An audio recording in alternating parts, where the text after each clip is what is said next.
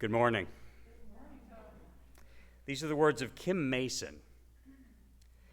Once upon a time, chemists believed they could transform lead into gold or death into life. We laugh, but are we also not in the business of alchemy? Turning loneliness into connection, pain into comfort, anger into solidarity, faith into action. The subtle magic of church combines love with justice, creates hope out of fear, transforms individuals into community. Here we engage in a holy alchemy, finding beauty in the ordinary and life in the present. Come, let us be transformed together. Let us begin our service today by acknowledging that this church stands on land taken from its original inhabitants, members of the Tataviam, Chumash, and Quiche peoples. Forces of racism, colonialism, and imperialism stole their land and decimated their languages and traditions. We were not there to bear witness to what has been lost, but as they were stewards of this land on which we stand, let us honor them by working to heal the damages wrought upon it. As they drew inspiration from this land, let us honor what is precious in it in our own worship. Let us pledge to work to honor those who carry their traditions and support efforts to restore land to them, that they may rebuild their communities and we may be privileged to learn from their customs. May it be so. Now I invite you, as you are willing and able, to rise in body or spirit for our chalice lighting, and then I invite you to remain risen as we recite our congregational covenant, and then we have our opening hymn.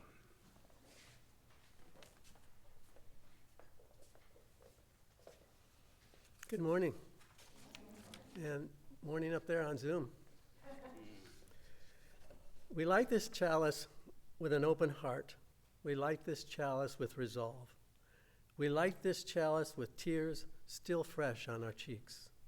We light this chalice in hope, a tiny flame we nurture. We light this chalice with reverence for this place, for these people, and for this time. We light this chalice with all our souls longing to be who we are, to be who we will become, to be ourselves. We light this chalice in self-love, in giving love, in holy love. And now let's recite our congregational covenant, first in English and then in Spanish. Love is the doctrine of this church. The quest for truth is its sacrament, and service is its prayer. To dwell together in peace, to seek knowledge and freedom, to serve humanity in fellowship, thus do we covenant. La doctrina de esta iglesia es el amor. La búsqueda de la verdad es su sacramento y el servicio es su oración. Vivir juntos en paz, buscar el conocimiento en libertad, servir a la humanidad en comunión. Este es nuestro pacto. And I invite you to remain risen for our opening hymn, For All That Is Our Life. It's number 128 in the gray hymnal.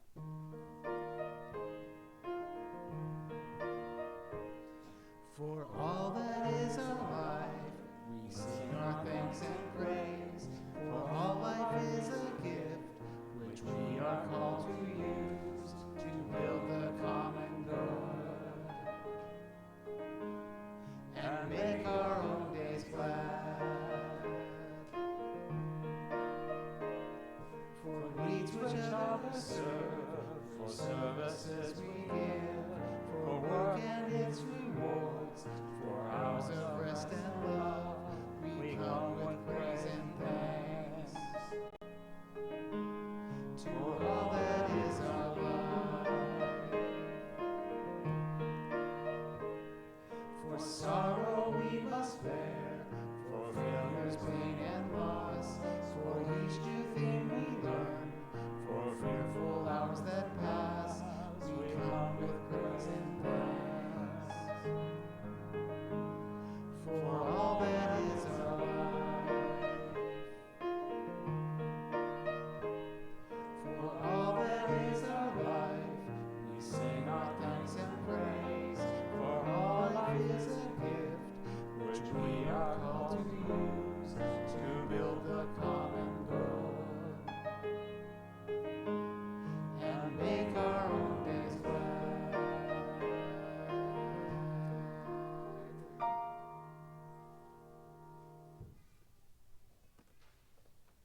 seated. Thank you.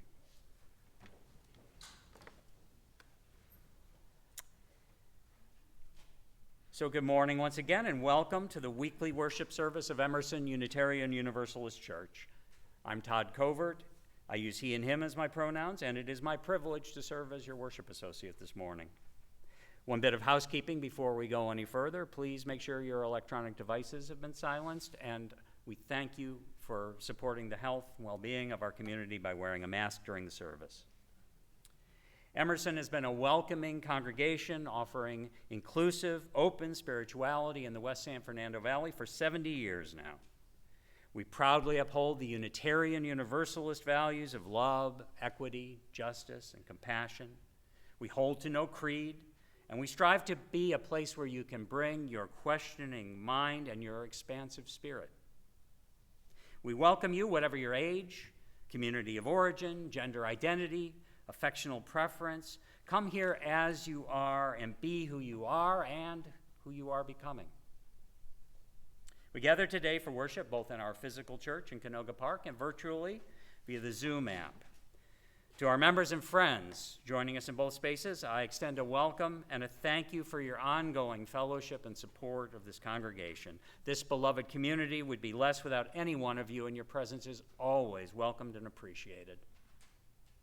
If you're new to Emerson, I hope you find today's service both spiritually and intellectually engaging and that you feel truly welcomed here.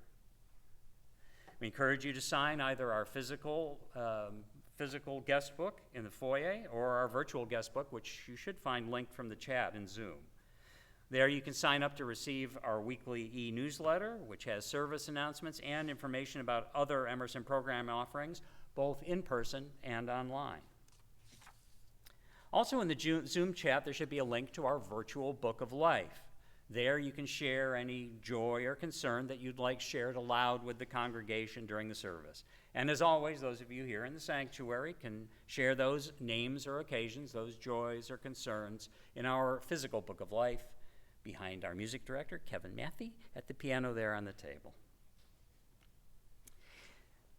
If you'd like to get to know us better, please join us for our first Sunday potluck after the service in our pavilion behind the closed doors to your left, my right. And we'll have a virtual coffee hour, as always, in breakout rooms on Zoom. This morning, we continue our series of services centered on the work of the participants in our recent shared pulpit class on sermon writing and delivery. 4 Emerson members agreed to step into the pulpit and share the sermons they created. Today, Phil Kuretski takes his turn and will share with us his reflections on aging and the sources of self-worth and dignity. As I've gotten older, I've gotten slower. I know that's not a news flash to most of you. Diminished physical capacities come with age. For me, though, I'm confronted with this fact not just in how I feel on any given day. No, I choose to confront myself with this discouraging reality every day in numbers. See, even as I'm moving into my mid-60s, I still compete and train as a triathlete. And like a lot of triathletes, I'm obsessed with training statistics. And so I keep a training log. Actually, not just a log, 2 of them. Plus another one that my GPS watch uploads to whether I want it to or not. So every day I'm out there running or cycling or swimming, and every day the numbers zip up to the internet from my watch. And there they sit in my logs, staring me in the face, inescapable. And ever so incrementally slower, week by week, month by month, year by year. Looking back at last year's logs, I saw that I was regularly running more than 6 miles at under 8.5 minutes a mile. Now, a year later, I'm happy to sneak under a 9-minute pace for fewer miles. And it's even more telling in the swimming pool. Not so long ago, I'd knock out my lap swims at a pace comfortably under 1:45 per 100 yards, and now I struggle to get under 1:50. Okay, 1:45, 1:50. Okay, 5 seconds, what's the difference? Yeah, my perspective is skewed. I freely admit that. But here's the thing. To the extent that I link my self-esteem to achievement, then those numbers can take a toll on that self-esteem. Unless I'm careful to take a big mental step back and look at the big picture. I'm taking care of myself, putting myself out there in races and group training activities with people that share similar values and priorities. And I don't have to be the fastest. That one's hard. But the first thing you learn in any race is there's always someone faster, even as we're all getting slower. In a few minutes, we're going to hear Phil take some of that same reflection on self-esteem and capacity out of triathlon and into the spiritual and moral dimensions that I know you're all here for. But first, in the spirit of fellowship, let's take a few moments to greet our neighbors.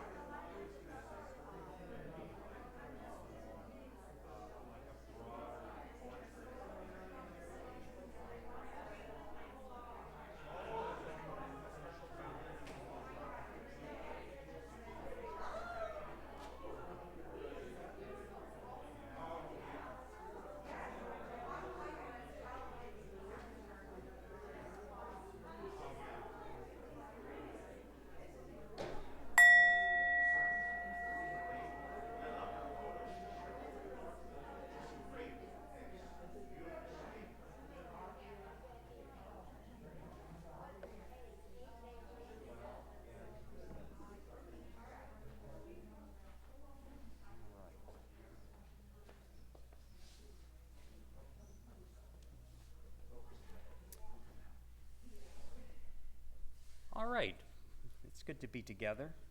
And we move now, as is customary, into our time for all ages. And today we have a special offering. Phil, who's leading worship today, prepared a video. So I'll let Phil, if you want to say a word about it, and tee it up. Yeah, hopefully you'll like it. It's a little light, and it comes from a Dr. Seuss book. And I didn't get any music in it yet, but I think you'll like it.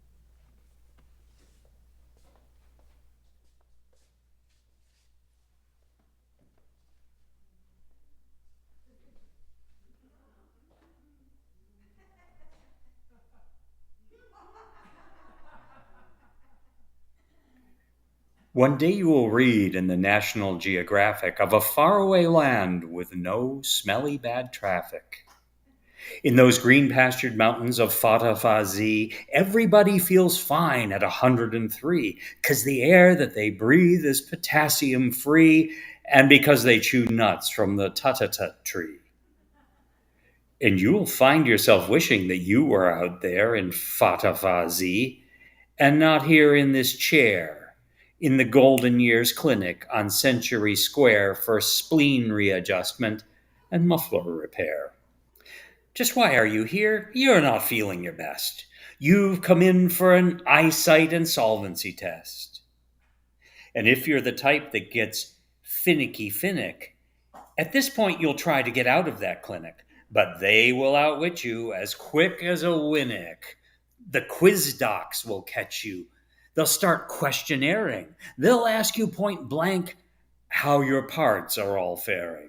Did your cousins have dreadful wild nightmares at night? Did they suffer such ailments as bus driver's blight, chimney sweep stupor, or prune picker's plight? And the next thing you know when you've finished that test is somehow you've lost both your necktie and vest, and an ogler is ogling your stomach and chest.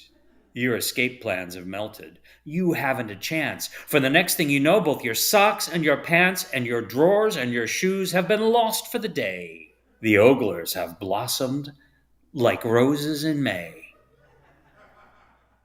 What those oglers have learned, they're not ready to tell. Clinicians don't spout their opinions pell-mell. So you're back with the vestibule fish for a spell. There you'll sit several hours, growing tenser each second, fearing your fate will be worse than you reckon, till finally, Miss Becker, your beckoner, beckons to a booth where the world-renowned earman Von Crandall has perfected a test known as bellows and candle. If the wind from the bellows can't blow out the flame, you failed. You'll be told that your hearing's so murky and muddy, your case calls for special intensified study. They'll test you with noises from far and from near, and you'll get a black mark for the ones you can't hear. We'll study your symptoms. We'll give you a call. In the meantime, go back and sit down in the hall. So you'll find yourself talking to Norval once more. And Norval will think you're a bit of a bore, because Norval has heard the same stories before. To this fish you'll become a plain pain in the neck, while you wait, once again, for Miss Becker to beck. But Miss Becker won't come with great swish and great swank. A wheelchair will come. You've gained status and rank, and Weldon the Wheeler will say with great pride, "You have qualified, sir. You are now certified as a VIP case. You're entitled to ride." You must see Dr. Pollen, our allergy whiz, who knows every sniffle and itch that there is. Dr. Pollen will find as he works on your case if the face powder's wrong on your stepsister's face. He'll take copious notes, then I'll hazard a guess that he'll send you downstairs to see Dr. Van Ness. Van Ness has enjoyed a high rate of success in his pioneer work in the study of stress. So you can be sure he will stress you a trifle. Then he'll send you around to see Dr. Van Eiffel. Dietitian Van Eiffel controls the Wuff Whiffer, our diet-devising computerized sniffer, on which you just simply lie down in repose and sniff at good food as it goes past your nose. And when that guy finds out what you like, you can bet it won't be on your diet. From here on, forget it. For your pill drill, You'll go to room 663, where a voice will instruct you. Repeat after me. This small white pill is what I munch at breakfast and right after lunch. I take the pill with zebra stripes to cure my early evening gripes. On alternate nights at 9 p.m., I swallow pinkies, 4 of them. The speckled browns are what I keep beside my bed to help me sleep. This long, flat one is what I take if I should die before I wake. When at last we are sure you've been properly pilled, then a few paper forms must be properly filled, so that you and your heirs may be properly billed. Whereupon, if you're smart, there's a very good chance that you'll meet soon again with your socks, coat, and pants. And you'll know, once your necktie's back under your chin, and Norval has waved you Godspeed with his fin, you're in pretty good shape. For the shape that you're in.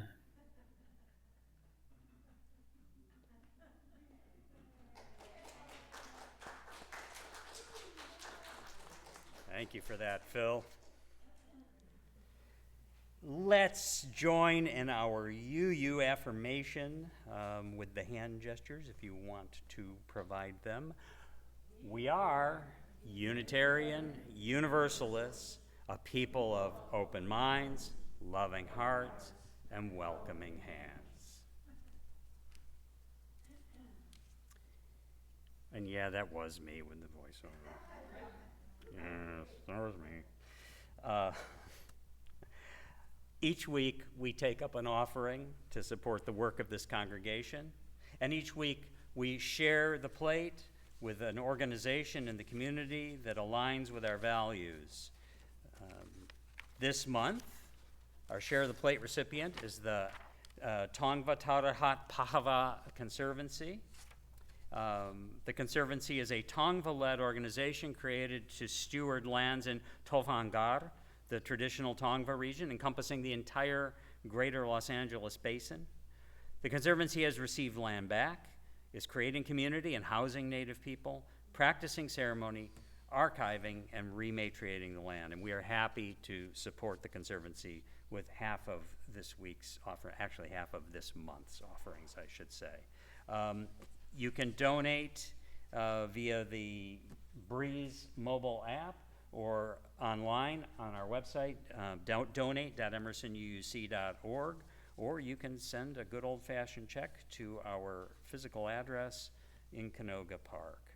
And that all being said, the offering will now be gratefully received.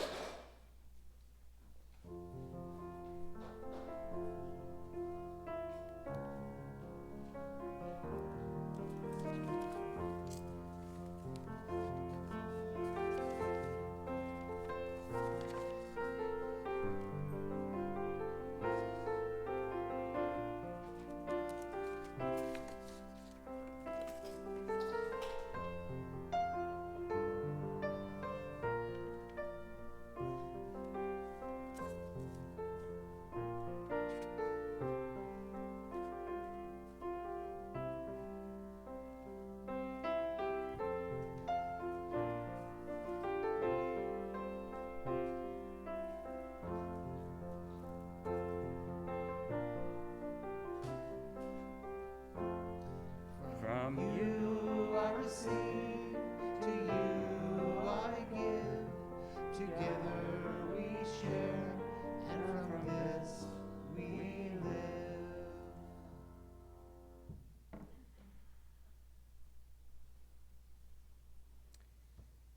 This reading is a piece that I suspect many, if not most of you, are familiar with, but it seemed appropriate for this week's service.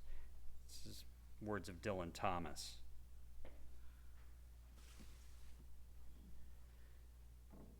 Do not go gentle into that good night. Old age should burn and rave at close of day. Rage against the dying of the light. Though wise men at their end know dark is right, because their words had forked no lightning, they do not go gentle into that good night. Good men, The last wave by, crying how bright their frail deeds might have danced in a green bay, rage, rage against the dying of the light.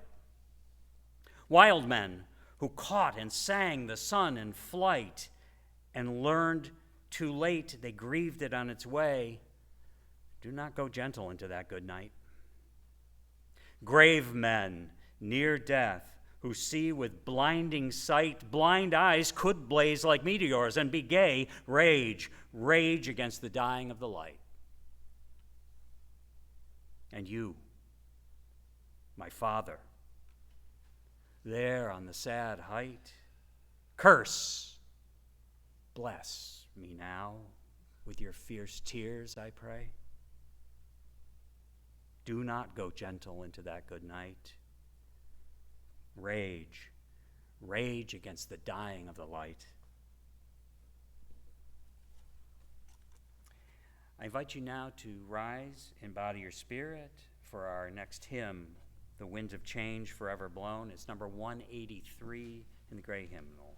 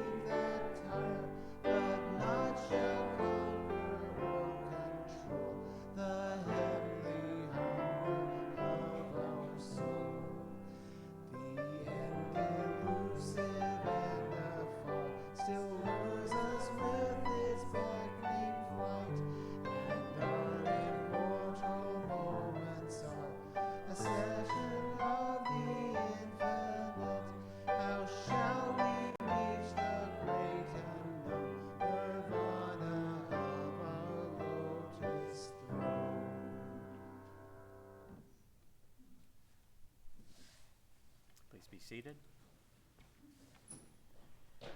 And as you return to your seats, I invite you to settle in, take a breath, exhale deeply, and enter into a spirit of meditation, prayer, or simply contemplation. Close your eyes if you wish, and breathe in your place.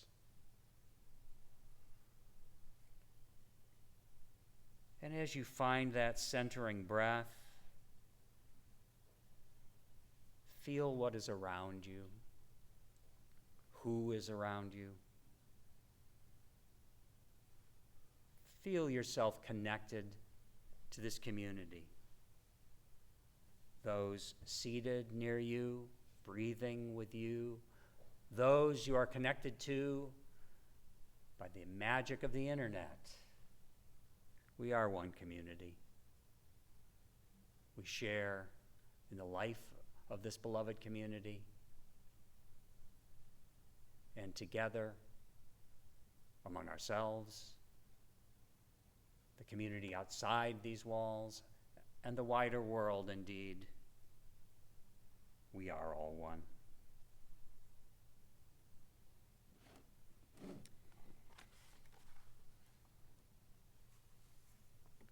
And as you remain in this connected state, hear these joys and concerns shared by members of this beloved community. In our book of life, Margaret Kiefer writes, "My friend James died last Thursday after a more than year of bad to very bad health. I was glad he had a few days of his old, irrepressible self splurging on candy for the nurses. Thankfully, he died in his sleep, at peace at last."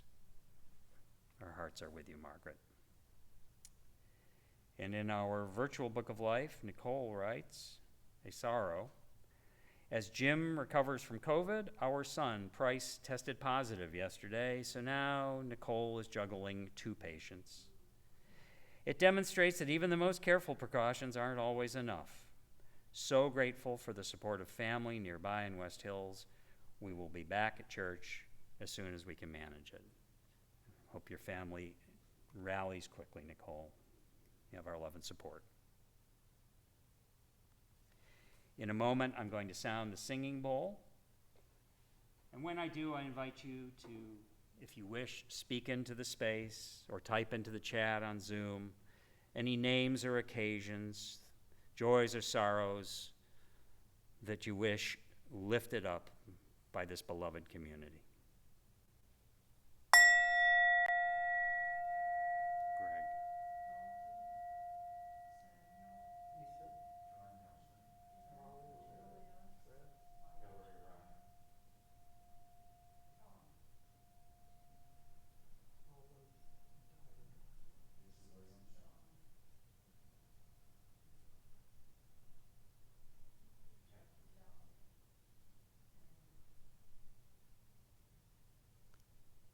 We are strengthened by the joys that have been shared, that we may have that additional strength we need to lift up and shoulder the concerns that the community has entrusted to us.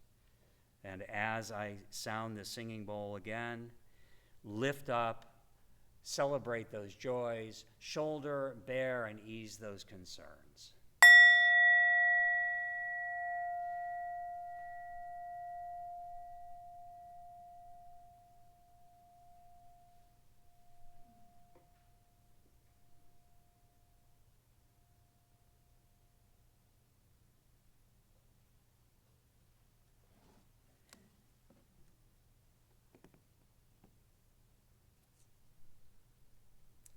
Let's join now in a sung meditation. It's Find a Stillness, and it's number 352 in the gray hymnal.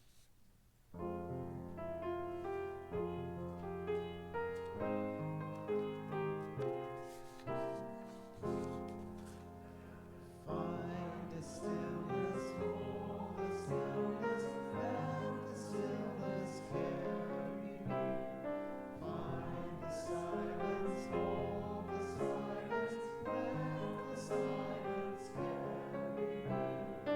In the Spirit, by the Spirit, with the Spirit giving power, I will find true harmony.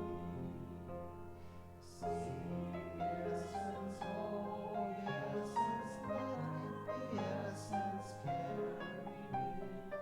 Let me flower, help me flower, watch me flower, carry me. In the Spirit, by the Spirit, with the Spirit giving power, I will find true harmony.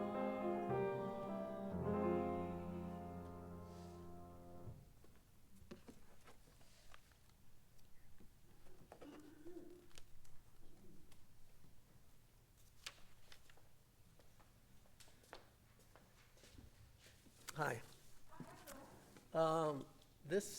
Some of this sermon I gave as a reflection about it a couple months ago. So you might hear some things that are familiar, but it's much longer. Most of our adult lives, our physical and intellectual capacities are in decline. We may hardly notice it unless we are top athletes or high-level thinkers. Why do you think Nobel Prizes are usually awarded to older people for discoveries they made in their 20s and 30s? Or why are baseball players considered past their prime in their 30s? This doesn't mean we don't grow wiser or gather more valuable experience as we age. It just means those capacities slowly diminish as we age past our 30s and 40s. This fact really made a big impression on me in my early 50s. I took a class in digital editing and web design for my work. It'd been a long time since I'd taken a challenging class in a subject I knew little about. I was in for a big surprise. In our first lesson, it took barely 30 minutes for me to see that I was falling behind the much younger students. I couldn't keep up with the class. I was constantly calling the teacher over to help me with parts of the assignment he'd long ago finished explaining. I was confused. I'd always been such a quick study. I never caught up in that class. It was rather public and a rude awakening to my declining memory and intellect. By my early 60s, I was struggling at work. I was forgetting my students' names or where I was in a lesson plan. When it came time for me to serve as department chair, I declined. I felt the responsibilities were too much to handle. My colleagues began to whisper behind my back, or so I thought. But the worst part was seeing my students beginning to lose respect for me. These may seem like problems that I could adjust to, but it was really just the tip of the iceberg. Finally, I decided to get out, retire at 65, and take what little pension they were offering. That's when I started asking myself, what am I good for? It was a serious identity crisis. Looking back now, I'm struck by the single-minded focus on work as the measure of my worth. Sure, it was accurate that my professional capacities were diminishing, but should that be the way I judge my worth? Should we compare an old person's value to society to a mature adult? Asking what good is an old person is like asking what good are teenagers or children compared to mature adults. Is it a meaningful comparison? What good are old people? I've been seeking the answer to that question since retirement. At first, I thought it meant finding a new job that wasn't as challenging.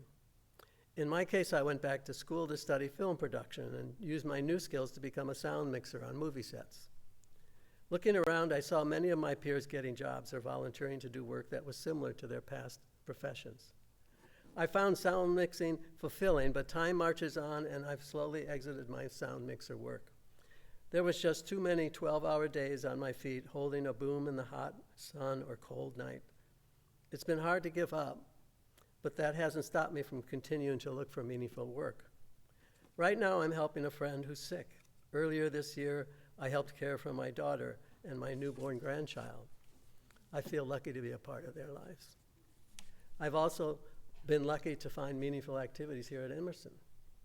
I've sung in the Emerson choir for almost 20 years. When I sing before the congregation, I feel so much closer to you. I think of it as my contribution to the service. I hope in some small way it may illuminate it with greater emotional impact. I feel incredibly lucky to have my health, my family, my worship community, and hopefully many more healthy years to enjoy them. As time marches on, I'm sure even being useful to others will be impossible. Like many old people, I will probably end up depending on others to take care of me towards the end. So what good will I be then? I think the answer falls deeply into the spiritual level. Some may see their value as coming from how they are seen in the eyes of God, as children of God, that their ultimate purpose is to praise God and fulfill his plans for them in this life. For others, having lived a good life is enough. For those who no longer have the mental capacity to engage with us, our memory of their nurturing and their love and respect for us gives them value. Finally, those who are deep in despair and full of overwhelming guilt and remorse, it is our forgiveness of them that gives them value. In my search to find some value in my old age, I found bigger questions. What good is anybody?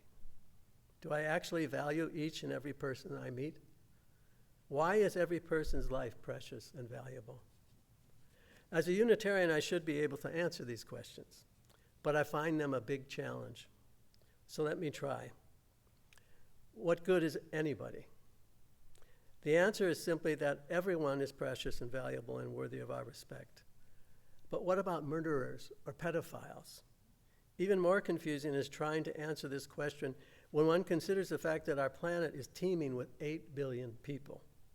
All of us are literally fouling the entire planet, which has begun to kill us off with extreme heat and storms, rising sea, and as a result, conflict and war. So it's hard to sell that everyone is worthy and deserving of our respect. I can't even begin to imagine 8 billion people. Do I actually value each and every person I meet? I try, but I'm blessed to live in a safe neighborhood. My neighbors have good jobs and enough money to meet their family's needs. But once long ago, I found myself locked in an 8-by-4-foot cell for 24 hours. I eventually got uncomfortable enough to physically intimidate my cellmate in order to get to sleep on the top bunk. I find that a humiliating confession. But it's a tiny example of what many people do when they find themselves with scarce resources and frightening circumstances. Why is every person's life precious and valuable? As a Unitarian, this is easy, because they are alive and here with us, sharing their gifts with everyone and seeking answers to difficult questions, just like us. We don't mince words about this. But all I have to do is watch the news to see that that belief could be considered naive and out of touch with the reality of life as we live it every day. Last fall, Hamas terrorists invaded Israel and brutally massacred 1,200 Israelis and took hundreds of hostages. This massacre was celebrated by Hamas and their allies in many cities in the Middle East and throughout the world as a justifiable blow to what they perceived as decades of brutal occupation of Palestinian lands by Israel. In June, the Israeli military, in a daring raid, rescued 4 of the hostages taken by Hamas, an understandable cause for celebration in Israel. However, PBS NewsHour also reported that the raid killed 270 Palestinians and wounded many hundreds more, many women and children. So those 4 hostage lives were seen by military commanders as far more precious and valuable than hundreds of Palestinian lives that they sacrificed for their victory. But that pales in comparison to the loss of tens of thousands of Iraqis, the vast majority civilians, that we killed when our military invaded and occupied Iraq in 2003. They were looking for biological and nuclear weapons that they never found. So that question is actually not so easy to answer. I don't think we can answer any of these questions using our rational mind. They demand we have faith. Faith that each person's life is precious and holy, even the most despicable person, or each and every one of the billions of people that populate the planet. In the end, I have faith that we all struggle to find worth and meaning in our lives. I choose to believe in the value of every person, including myself, regardless of our actions. I believe we are all precious and filled with potential and should be treated as such. But don't ask me to prove it. I think one of the great mysteries of the human condition is on view every day in Gaza or Ukraine or South Sudan. Why are we, and I mean the collective we, capable of such bloody butchery and mayhem, and also such generosity, deep compassion and love, and miraculous creativity? I can't answer that, but I still have faith all persons are inherently worthy and deserving of love. The question, generosity and compassion, that's good. The question, what good are old people, doesn't seem very important to me these days. Compared to some of the greater questions I've asked in this sermon, it's minor. I'm more focused on finding meaningful work and more rewarding and intimate relationships. Like many of you, I'm just trying to be the best person I can be.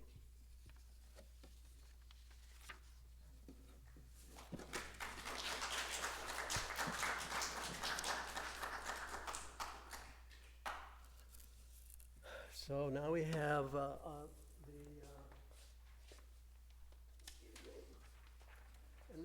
the closing hymn. Please arise for singing of living, singing of dying, number 306.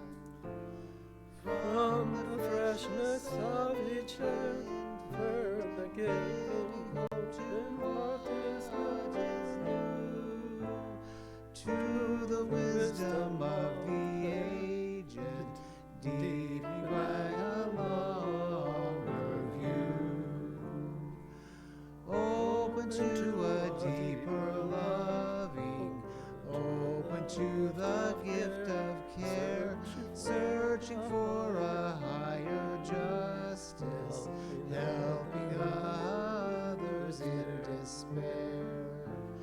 Through the tender bonds of living in a more inclusive way, we are opened more to suffering from the losses of each day.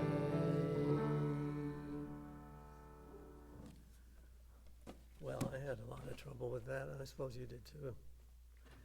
So we're ready now to extinguish the chalice and the benediction. We leave this gathered community, but we don't leave our connection. Our concerns, our care for each other, our service to each other, to the world, and to our faith continues. Until we are together again, friends, be strong, be well, be true, be loving. Those were the words of Cynthia Landrum.